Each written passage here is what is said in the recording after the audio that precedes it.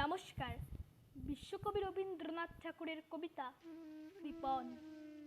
আমি ভিক্ষা করে ফিরতেছিলাম গ্রামের পথে পথে, তুমি তখন চলেছিলে তোমার স্বর্ণরথে। অপূর্ব এক স্বপ্ন সম লাগতেছিল চক্ষে মম। কি বিচিত্র শোভা তোমার, কি বিচিত্র সাজ। আমি মনে ভাবতেছিলাম, এ কোন মহারাজ, আজি শুভক্ষণে রাত পোহালো। ভেবেছিলাম তবে আজ আমারে দাঁড়ে দাঁড়ে ফিরতে নাহি হবে। বাহির হতে নাহি হতে কাহার দেখা পেলেম পথে, চলিতে রথ ধনধান্য ছড়াবে দুই ধারে। মুঠা মুঠা কুড়িয়ে নেব, নেব ভারী ভারী। দেখি সহসা রথ থেমে গেল আমার কাছে এসে।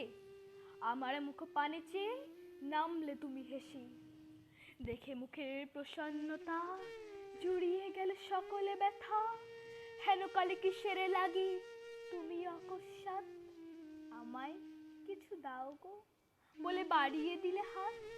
মরি একই কথা রাজাধিরাজ, আমায় দাও গো কিছু। শুনে ক্ষণকালের তরে রইল মাথা নিচু।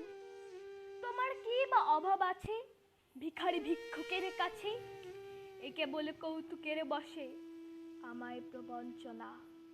ঝুলি হতে দিলেম তুলে একটি ছোট কণা, যবে পাত্রখানি ঘরে এনে উজাড় করি, একি ভিক্ষা মাঝে একটি ছোট সোনার কণা দেখি। দিলেম যারা আজ ভিখারি রে, স্বর্ণ হয়ে এলো ফিরে। তখন কাঁদে চোখের জলে দুটি নয়ন ভরে।